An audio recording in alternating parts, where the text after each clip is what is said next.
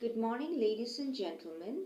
It's my pleasure to be part of this year's International Conference on Economics, Engineering and Social Sciences, organized by the International Organization of Educators and Researchers. I would like, first of all, to thank the organizers of this conference for inviting me here today. I'm honored to have the opportunity to address such a distinguished audience. Welcome to my presentation. As you can see on the screen, the title of my presentation is Subversion or Subservience: The Remains of the Empire in Nigeria. Let me start by saying a few words about my own background. My name is Farhana Zareen Bashar, ex-senior lecturer, Department of English, East West University. I've been teaching English language and literature courses at the undergraduate level for the past 14 years. I was born and raised in West Africa. I have spent more than 19 years in Nigeria, and that makes me well aware of the imperial consciousness that persists in the region.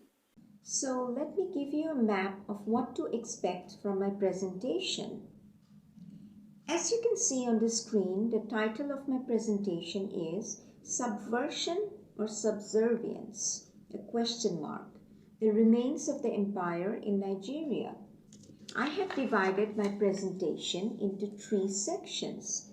The first part is about the decolonization of African literature, the linguistic hegemony in African literature. Next, I'll focus on the other manifestations of imperial domination in socio-cultural settings. Finally, I'd like to address the problem of cultural domination, imperialism in present-day Nigeria. I will highlight my personal experiences and interactions with the westernized Nigerian and their apparent Afro-European lifestyle. It will take about 20 minutes to cover these issues. I can email the PowerPoint presentation or even the full research paper to anyone who would like it. So let's delve into today's topic. Subversion or subservience: the remains of the empire in Nigeria. Post-colonial literature is supposed to be a battleground on which an active pursuit of decolonization should continue in every possible way. African literature, written in the language of the empire, does not appear to be completely anti-colonial. Ungiwa Thiong'o feels a need for linguistic decolonization of African literature. According to him, African literature manifests the domination of the empire by using their language. He classifies the works of Chinua Achebe and Wole Soyinka as Afro-European literature. But is taking up the language the same as accepting the standards of the colonizer? The language question has many implications, especially when it comes to African literature. We see that Achebe attempts to decentralize control over language by extensively modifying it. My paper examines how the Nigerian authors Chinua Achebe and Wole Soyinka have developed their own written English vernacular codes and the way they Nigerianize their texts. They are using Pidgin English in their dialogue, the English that is actually used by some Nigerians. My paper also shows that there are other manifestations of imperial domination apart from the linguistic hegemony in African literature. The English of the empire has been domesticated by Achebe, and it has effectively become the language of literary expression. But a preference for the white man's codes and customs is seen in socio-cultural settings. There was cultural domination in the country, which is still at work in present-day Nigeria. My paper shows that the domestication of the English language is able to carry the weight of the African culture. But these authors point out that internal indigenous structures are flawed, and these deficiencies allow the apparently dead seeds of hegemony to germinate all over again in native soil. So, in Ngugi wa Thiong'o's words, the decolonization of the mind has not yet taken place. In this paper, I include my personal experiences of and interactions with the westernized Nigerian and their apparent Afro-European lifestyle. The years I've spent in Nigeria have brought me in contact with the westernized Nigerian, the Igbos and the Yorubas. They are the people in the south, in the southern part of Nigeria, and the Hausas in the northern part. I will give you a description of their day-to-day tendencies, and I will prove that there is a serious imperial effect deeply rooted in the Nigerians. So let's delve into the topic. The question here is very simple. Does African literature written in the English language qualify as authentic African literature? Or can the African experience be accurately sustained by the language of the empire? This is crucial to understanding of how imperialism still has its claws penetrated through the linguistic compromise reached by the writers. Language was an instrument of culture control in the colonial period, and that is why some critics feel that a decentralization of language control is necessary. They think that the first step to free oneself from the colonial hangover is to forsake their language. The West was the center of the world, exerting political, economic, and cultural power. Now, this is when they use their language to dominate the locality in every possible way. Ngugi wa Thiong'o, in his book, Moving the Center, The Struggle for Cultural Freedoms, is concerned with shifting the center. Unless a major shift takes place, it will not be possible to remove the colonial stain from the nation. He thinks the nation needs to detach itself from the imperial ties. Thiong'o also sees the significance of the culture-power nexus. His title, Writers and Politics, captures the essence of this cultural imperial domination. Of course, we know that the pen is mightier than the sword, and somehow the English language empire grows stronger. My question here is, how exactly are they engaged in the act of decolonization? How are they planning to resist imperial domination? Are they writing back to try and beat the white man at his own game? Some writers reject the language of the empire, while others, like Chinua Achebe and Wole Soyinka, borrow and subvert the English language. They subscribe to the notion that we have to defeat the white man in his own game. But by using English, these writers fall into the trap of defining African culture inappropriately. The defining moment is distorted in the sense that the African experience, adorned with the language of the empire, seems to be at a hyper-sophisticated level. In Ngugi wa Thiong'o's words, it becomes Afro-European.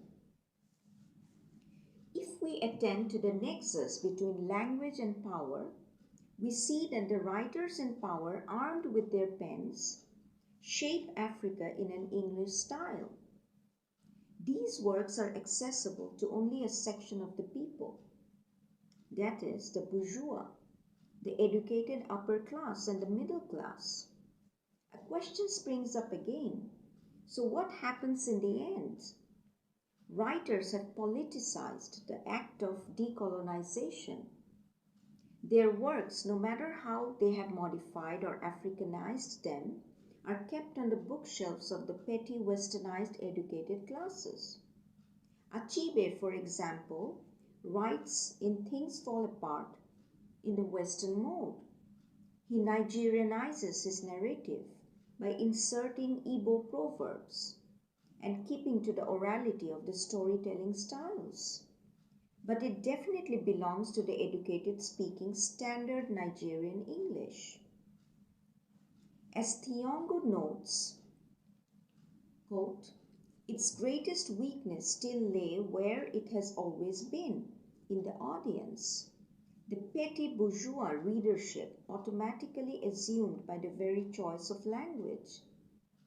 Because of its indeterminate economic position between the many contending classes, the petty bourgeois develops a vacillating psychological makeup. Like a chameleon, it takes on the color of the main class, with which it is in the closet touch and sympathy. It is true that the English language cannot be denied as the language of wider communication. The worldwide domination of English does not allow its abandonment.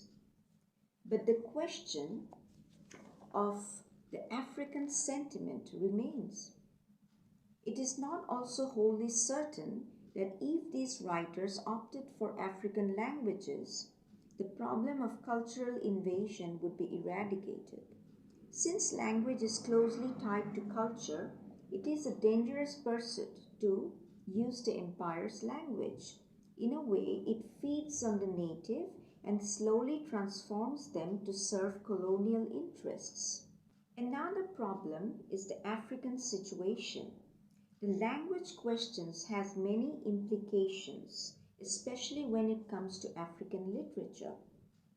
The popularity of the English language in Africa can in part be traced to the fact that due to colonial imposition, it was the language of social mobility in the new order and therefore the language most studied and used formally.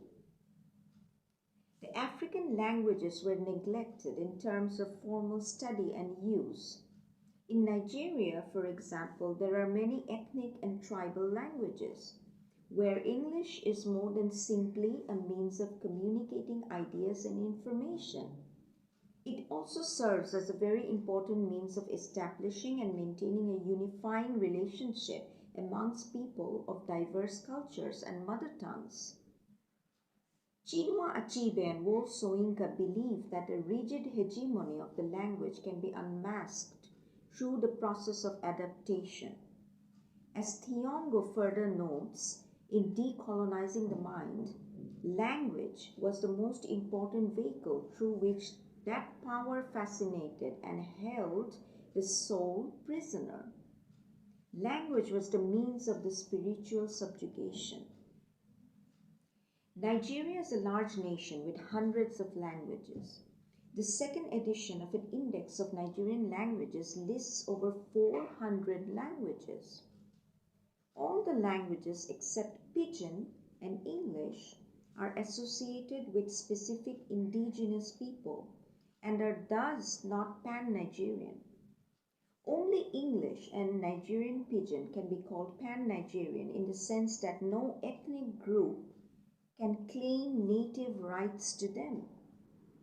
Since in Nigeria, ethnic particularism poses a serious threat to national survival, the installation of English is needed.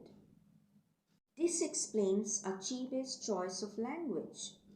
Writers like Achebe also realized that if they used the native speaker's English as their model, they could not evade cultural domination in literature.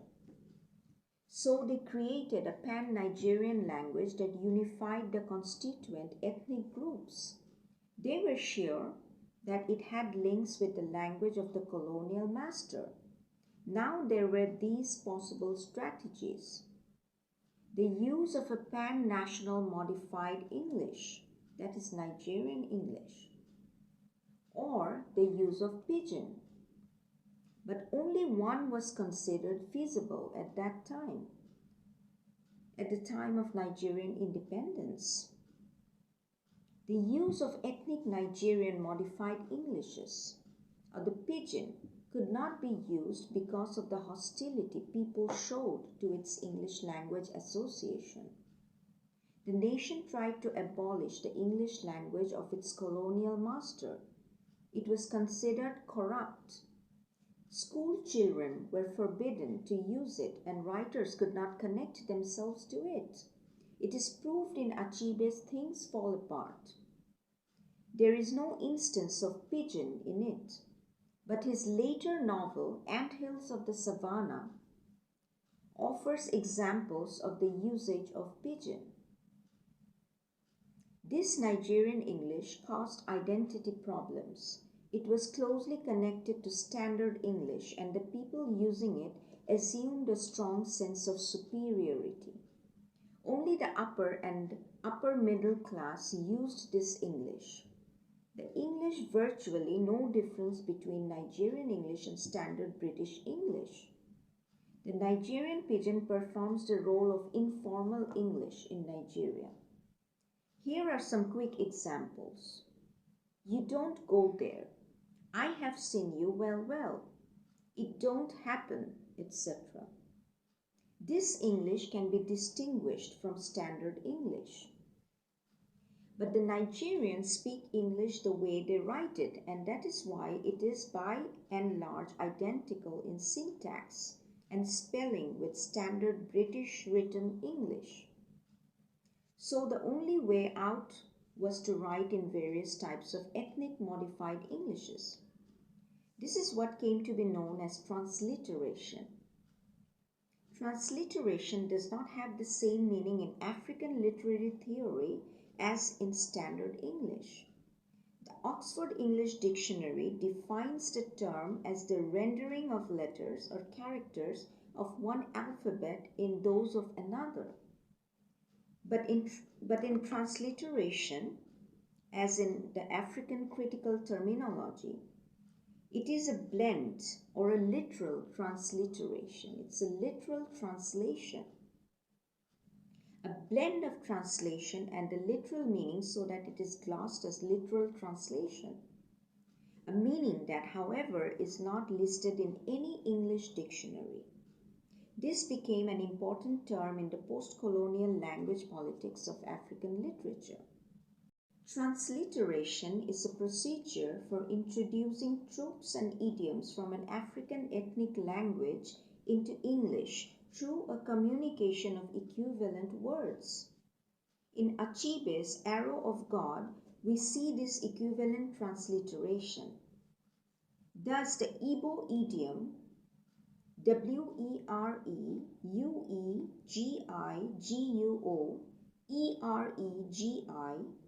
which means the same as the English idiom read between the lines, can be introduced into an English text as count your teeth with your tongue. The Igbo words are replaced by equivalent English words, but the idiom remains an Igbo cultural artifact. Now let's move to the next section of my presentation. As culture is closely tied to language, the Nigerians are bound to follow the Western value system. They reshape themselves to suit the West. So classes of westernized Nigerians emerge in post-colonial Nigeria. They do not have any interest in their ancestral heritage, customs, traditions, codes of conduct, etc. They have their English way of life. I have spent 19 years in Nigeria, so it will not be a difficult task to portray the texture of my experience in the country. All these years brought me in contact with different types of Nigerians. The status differences as a result of their identification with the West are apparent in Nigeria. The upper-class Nigerian is very much in love with the Western lifestyle. My Igbo and Yoruba friends were not at all concerned with their customs. The West has entered their blood and they believe it to be the best way of life. My friend never wore her traditional suit. She was always in jeans and skirts. She even preferred the straight and soft hair to the afro ringlets. Some Nigerians bleach their skin to make it appear white. This is definitely a color complex, which began with the arrival of the Europeans on the Black Continent. I went to a school in the northern state of Nigeria, and the recollection of the moments evokes a much anglicized childhood. African literature in Afro-European style has made the situation worse. It is the literature of the Nigerian people. Is it actually the literature of the Nigerian people? Or is it the literature of the native empire? Definitely not a literature for the Nigerians. It is rather a literature of the people by the educated elites for the external world's consumption. So, there is international English implanted in Nigeria, which does not have a colloquial register. It is understandably inaccessible to ordinary people who do not understand English. Consider the two following passages from ICEESS' Arrow of God. We have come to the end of our present mission. Our duty now is to watch ICEESS' mouth for a message from Ulu. We have planted our yams in the farm of Anabati. I can see tomorrow. That is why I can tell Umuaro, come out of this because there is death there, or do this because there is profit in it. If they listen to me, oh, if they refuse to listen, oh, I have passed the stage of dancing to receive presents. The cultural signs ANABANTI and double O are buried in contexts where it is hardly accessible to ordinary Igbo people who do not know English. Things Fall Apart is created in favor of non-Igbo readers because there are few ethnic, linguistic, or folkloric artifacts in it. The work essentially consists of plain standard English narration. By contrast, Arrow of God satisfies the Igbo bilingual reader. Now it is quite clear why Things Fall Apart is Achibe's literary masterpiece and not Arrow of God. Africans have tried to retain their uniqueness in many different ways. They have their national anthems and even food recipes for nation building.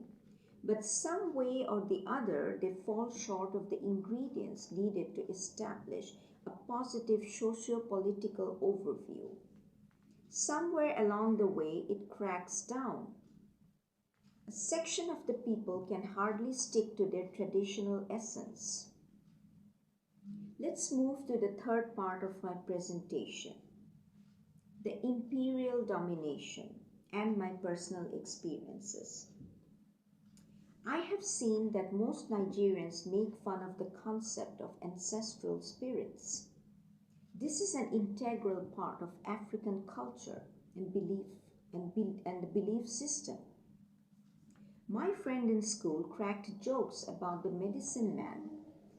The medicine man was a person who could actually connect to ancestral spirits. This is a very important part of the African belief system. The man or the woman whose function is to determine whether a disease or misfortune is due, or if there's some kind of a witchcraft or a ghost, and the man actually prescribes some sort of a treatment to save you from witchcraft or some kind of ghost. The treatment resists the techniques of Western medicine. This conflicts with the deep-rooted assumptions of Western doctors, of Western medicine. This conflicts with the deep-rooted assumptions of Western doctors who prefer to talk in terms of psychosis and neurosis. They eliminate the psychic factors in the external world. Do these Africans reject the spirit possession because the Western science excludes psychic factors? Does it go against the rational thinking of the West? In Nigeria, some medicine men are arrested for prescribing remedies. On the other hand, some government hospitals allow these men into their wards if patients ask for them. Our family doctor used to work with a medicine man and sometimes treated his patients according to the advice of this person. Some Africans believe that a disease originates from black magic or witchcraft, but only the uneducated class entertains this belief. The literate Nigerians do not believe in the power of spirit possession. That brings us to the end of the presentation. I'd like to summarize by saying the only way to contest this situation is to be well equipped with one's own precious resources. It's high time that the agencies work together in the preservation of the languages and national heritages of Africa. The future of the great continent of Africa can be dazzling only if the people boastfully declare a true African continent in its purest form. I sincerely appreciate your attention this morning. I'm glad that I've had this opportunity to present to you. Thank you so much for your interest and attention. Bye-bye.